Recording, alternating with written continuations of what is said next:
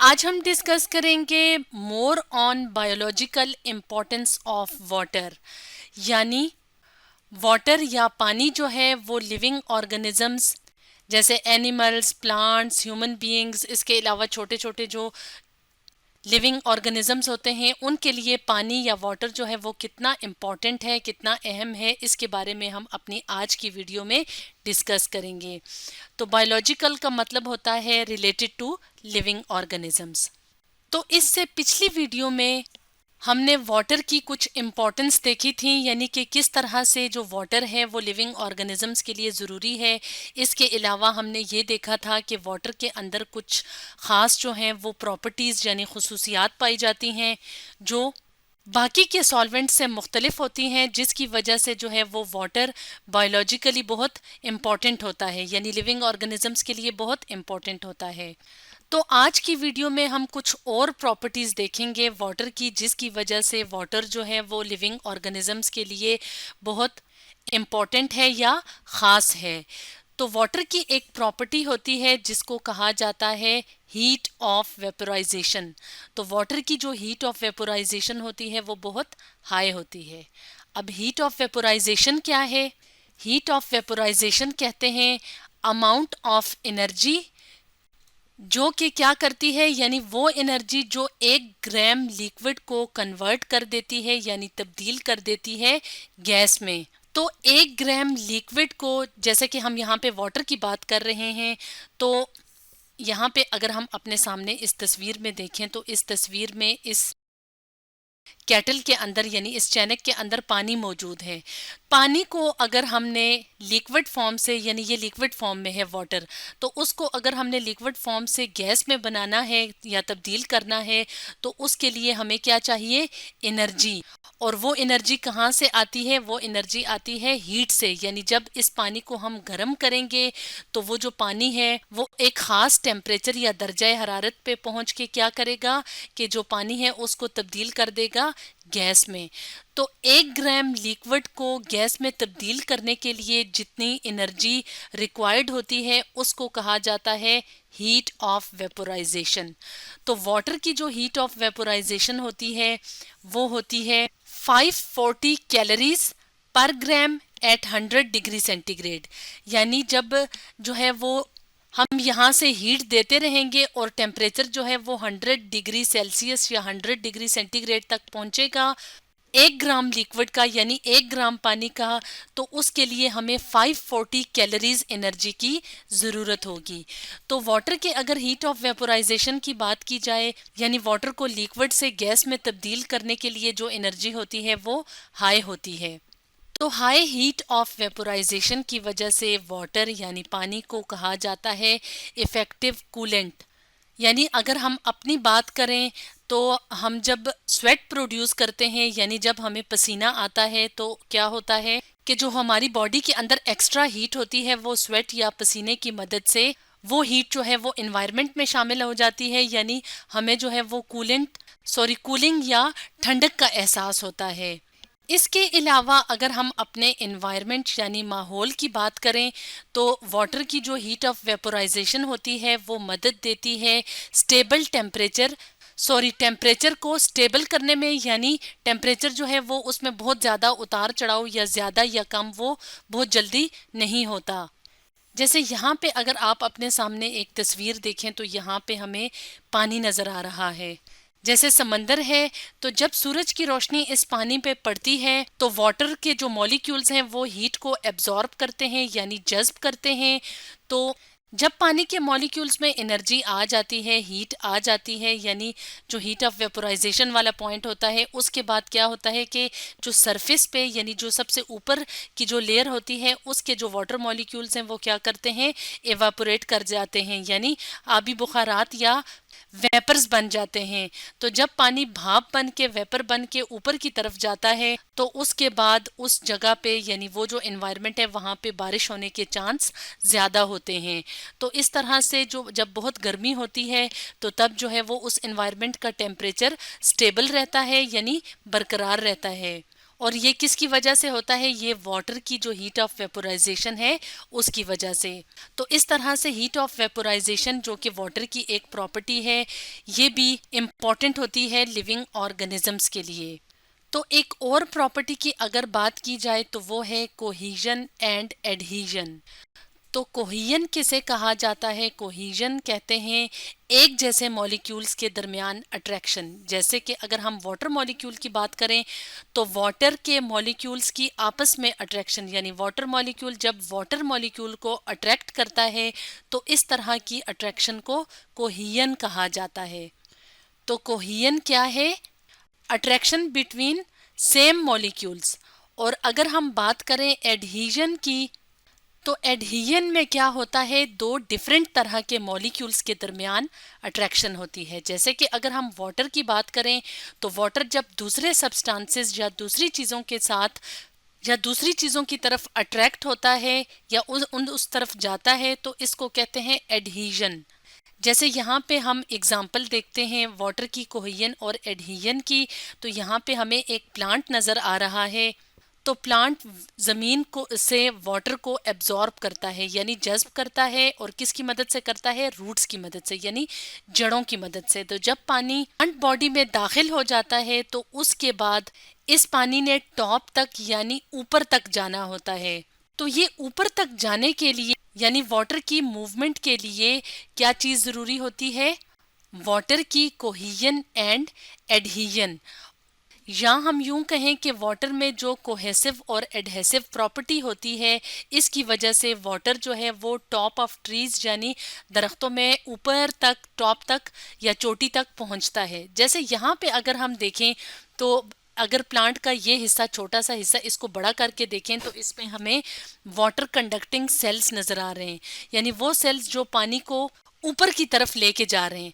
अब अगर हम यहाँ पे देखें, इस हिस्से को मजीद बड़ा करके देखें तो ये जो रेड कलर के हैं ये वाटर के मॉलिक्यूल्स हैं।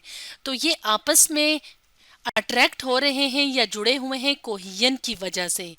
और जब ये वाटर मॉलिक्यूल जो हैं वो आपस में कोहीजन की वजह से जुड़े होते हैं तो इसका ये फ़ायदा होता है कि एक चेन सी बन जाती है।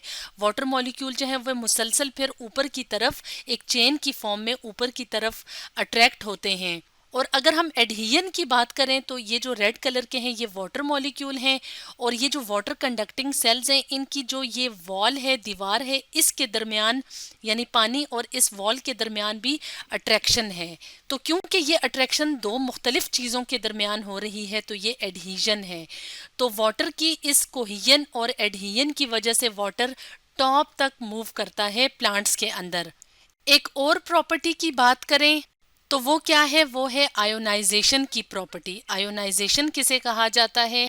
जब कोई एटम या मॉलिक्यूल जो होता है उसके ऊपर पॉजिटिव या नेगेटिव चार्जेस आते हैं, एक्वायर करना कहते हैं, हासिल करना। तो जैसे यहाँ पे हम देख रहे हैं वाटर मॉलिक्यूल, तो जब आयोनाइजेशन होगी यानी वाटर जो है वो जब उसकी ब्रेक डाउन होगी तो OH यानी हाइड्रोक्सिल आयन बनेगा OH नेगेटिव और हाइड्रोजन आयन बनेगा H पॉजिटिव। और वाटर की जो आयोनाइजेशन होती है वो किस टेम्परेचर, किस दर्जा हरारत पे होती है? वो होती है 25 डिग्री सेंटीग्रेड। यानी इतना टेम्परेचर दिया जाएगा तब ही ये जो स्ट्रॉन्ग इनके दरमियान बॉन्ड्स होते हैं वाटर के दरमियान वो टूटेंगे और जो वाटर है वो हाइड्रोक्सिल आयन और हाइड्रोजन आयन बनाएगा। तो इस आयोनाइजेशन का क्या फ़ायदा होता है कि जो वाटर मॉलिक्यूल होते हैं उनकी जब आयोनाइजेशन होती है तो कोई भी जो मीडियम है उसकी पीएच जो है वो चेंज भी हो सकती है या मेंटेन रहती है। चेंज होने से क्या मुराद है कि जिस चीज़ को हम स्टडी कर रहे हैं वो होता है मीडियम। और पीएच क्या होता है? पीएच होती है किसी जो मीडियम है जिसको हम स्टडी कर रहे हैं वो कितना एसिडिक या बेसिक है। तो जब वाटर मॉलिक्यूल जो है वो आयोनाइज होता है तो उस चीज़ में जो हाइड्रोजन आयन्स हैं उसकी क्वांटिटी ज़्यादा हो जाती है। और जब हाइड्रोजन आयन जो है कॉन्सेंट्रेशन या क्वांटिटी ज़्यादा हो जाए तो वो जो मीडियम है वो एसिडिक हो जाता है। और उस मीडियम की, एसिडिक मीडियम की जो पीएच होती है वो लो होती है यानी कम होती है। तो इस तरह से अगर हमने किसी भी मीडियम का जो है वो पीएच को स्टडी करना है या जिस मीडियम को हम देख रहे हैं, जिस चीज़ को हम स्टडी कर रहे हैं तो उसकी पीएच जो है वो सॉरी, उसका पीएच चेंज जो है वो हम देख सकते हैं वाटर की आयोनाइजेशन से। एक और प्रॉपर्टी की बात की जाए तो वो है, तो हाइड्रोफोबिक एक्सक्लूजन का क्या मतलब होता है? हाइड्रोफोबिक एक्सक्लूजन कहते हैं वाटर और नॉन पोलर सब्सटेंसेस, जैसे कि ऑयल वगैरह होते हैं जो कि पोलर सब्सटेंसेस नहीं होते, और वाटर क्या है? पोलर सब्सटेंस, क्योंकि उसके ऊपर पॉजिटिव और नेगेटिव पोल्स मौजूद होते हैं, यानी पॉजिटिव और नेगेटिव चार्जेस होते हैं, जिसकी वजह से उसको पोलर सब्सटेंस कहा जाता है। तो क्योंकि ये दो मुख्तलिफ तरह के सब्सटेंसेस होते हैं, इनके दरमियान कांटेक्ट एरिया कम होने को हाइड्रोफोबिक एक्सक्लूजन कहते हैं। हाइड्रोफोबिक का मतलब होता है वाटर फियरिंग, यानी ऐसी चीज जो पानी की तरफ अट्रैक्ट नहीं होती बल्कि पानी से दूर जाती है। एक्सक्लूजन कहते हैं किसी चीज का दूर जाना। अब इस चीज को हम प्लाज्मा मेम्ब्रेन या सेल मेम्ब्रेन से समझ लेते हैं। अगर हम यहाँ पे देखें तो जैसे कि हम जानते हैं कि जो सेल होता है उसके जो आउटर मोस्ट लेयर होती है उसको कहते हैं प्लाज्मा मेम्ब्रेन या सेल मेम्ब्रेन। जैसे यहाँ पे अगर आप देखें तो ये आउटसाइड ऑफ सेल है और ये इनसाइड ऑफ सेल दिखाया हुआ है। तो साइटोप्लाज्म के बाहर यानी सेल के अंदर का जो हिस्सा होता है उसके बाहर जो लेयर होती है वो सेल मेम्ब्रेन कहलाती है, और ये किससे मिलके बनी होती है? लिपिड से और प्रोटीन से और कार्बोहाइड्रेट की चेन से। लेकिन इसको लिपिड बाइलेयर कहा जाता है, क्योंकि अगर हम यहाँ पे देखें तो ये क्या है? ये एक लेयर है लिपिड की यानी फैटी मॉलिक्यूल्स की, और ये जो है ये दूसरी लेयर है लिपिड की, और इसके दरमियान जो है वो प्रोटीन्स के जो मॉलिक्यूल्स हैं तो वो एम्बेडेड यानी इसके अंदर डूबे हुए नजर आ रहे हैं। तो इसको इसलिए हम कहते हैं लिपिड बाइलेयर। बाय का मतलब होता है दो। तो लिपिड जो है वो नॉन पोलर सब्सटेंस है, तो इसलिए ऐसा नहीं होता कि जो सेल के करीब जब पानी आए तो वो पानी जो है वो इस लेयर से जज्ब होके अंदर जाता जाए, बल्कि ये जो लेयर होती है लिपिड की ये सेल को प्रोटेक्ट करती है, और सिर्फ जो पानी होता है या दूसरे सब्सटेंसेस होते हैं वो खास किस्म के प्रोटीन के चैनल्स यानी प्रोटीन के अंदर रास्ते होते हैं जहां से वो सब्सटेंसेस अंदर जाते हैं और सेल से बाहर की तरफ जाते हैं। तो ऐसा नहीं होता कि जैसे वाटर मॉलिक्यूल की अगर बात करें तो यहाँ पे वाटर मॉलिक्यूल आया तो वो आसानी से गुजर जाए, बल्कि ये नॉन पोलर सब्सटेंस है और वाटर जो है वो पोलर है, तो ये एक दूसरे से दूर जाते हैं। तो इस चीज़ का फ़ायदा क्या होता है? इसका फ़ायदा ये होता है कि इससे जो प्लाज्मा मेम्ब्रेन या सेल मेम्ब्रेन है उसकी इंटेग्रिटी यानी उसकी जो क्वालिटीज़ होती हैं या उसकी जो ओरिजिनल हालत होती है वो बरकरार रहती है। और ऐसा क्यों होता है? ऐसा होता है हाइड्रोफोबिक एक्सक्लूजन की वजह से, यानी पानी और नॉन पोलर सब्सटेंस एक दूसरे में मिक्स नहीं होते इस वजह से। इसको हम एक और तस्वीर की मदद से अगर हम देखें तो यहाँ पे जैसे वाटर नज़र आ रहा है, तो इसमें अगर हम ऑयल डालें तो ऐसा नहीं होता कि ऑयल जो है वो वाटर के साथ मिक्स हो जाए, बल्कि ऑयल की अलग से लेयर बन जाती है, यानी ऑयल जो है वो वाटर की तरफ अट्रैक्ट नहीं होता। तो इसको कहा जाता है हाइड्रोफोबिक एक्सक्लूजन, जो कि वाटर की एक प्रॉपर्टी है।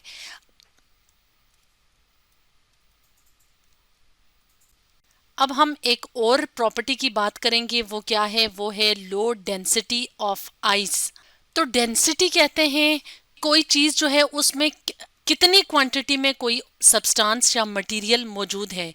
जैसे कि अगर हम बात करें आइस की और वाटर की, तो अगर हम उतनी ही क्वांटिटी आइस की लें जितनी की हमने वाटर की लिए है, तो आइस के अंदर जो number of molecules of water होंगे वो कम होंगे, और लिक्विड फॉर्म में जो वाटर होता है उसमें उतनी ही क्वांटिटी में जो वाटर मॉलिक्यूल्स हैं वो ज़्यादा होते हैं। तो इसका मतलब है डेंसिटी को थिकनेस भी वैसे कहा जाता है कि किसी चीज़ में कितना मटेरियल मौजूद है। तो आइस की अगर डेंसिटी की बात करें तो पानी के मुकाबले में वाटर जो है, सॉरी, आइस की जो डेंसिटी होती है वो पानी के मुकाबले में ज़्यादा होती है, और वाटर जो है वो ज़्यादा डेंसर है। तो इसका मतलब ये हुआ कि बर्फ़ जो है वो पानी के मुकाबले में हल्की होगी यानी लाइटर होगी। तो जब अक्सर आप अगर पानी के ग्लास में बर्फ़ डालें तो बर्फ़ ऊपर तैरती रहती है, तो क्योंकि बर्फ़ जो है वो लेस डेंस है। अब इस लेस डेंसिटी या लोअर डेंसिटी ऑफ आइस का लिविंग ऑर्गेनिज्म को क्या फायदा होगा, इसको यहाँ पे हम इस तस्वीर की मदद से समझने की कोशिश करते हैं। तो जैसे यहाँ पे आप देख रहे हैं कि एक एनवायरनमेंट है जहाँ पे हर तरफ बर्फ ही बर्फ है, यानी फ्रीजिंग वेदर कंडीशंस हैं, बहुत ज़्यादा सर्दी है, बर्फबारी हो रही है। तो जैसे यहाँ पे जो है वो पानी दिखाया हुआ है कि पानी के ऊपर भी बर्फ की एक तह जमी हुई है, एक लेयर जमी हुई है। अब ये जो लेयर है ये क्या करती है, ये प्रोटेक्शन का काम करती है। इंसुलेटिंग का मतलब होता है प्रोटेक्ट करना या हिफाजत करना। तो पोन्ड्स यानी जो तालाब और जो झीलें होती हैं, लेक्स होती हैं, तो सर्दियों के मौसम में जब उनके ऊपर पानी बर्फ की एक तह जमी होती है तो वो ऊपर ही तैरती रहती है। तो इसका फायदा ये होता है कि ऊपर तो बर्फ है लेकिन अंदर जो पानी है वो लिक्विड हालत में मौजूद होता है। पानी का लिक्विड हालत में ही रहना जो है वो जरूरी होता है, क्योंकि इससे जो ऑर्गेनिज्म पानी में रहते हैं तो वो जिंदा रहते हैं। यानी अगर अंदर भी बर्फ हो बाहर भी बर्फ हो तो लिविंग ऑर्गेनिजम्स का, जैसे मछलियां वगैरह हैं, उनका इस एनवायरनमेंट में रहना मुश्किल हो। लेकिन क्योंकि आइस जो है वो लेस डेंस है, वो ऊपर एक प्रोटेक्टिव लेयर सी बना देती है, तो अंदर जो ऑर्गेनिजम्स होते हैं वो फिर सरवाइव कर सकते हैं, यानी जिंदा रह सकते हैं। तो इस तरह से लो डेंसिटी ऑफ आइस भी जो है वो फायदेमंद होती है लिविंग ऑर्गेनिजम्स के लिए।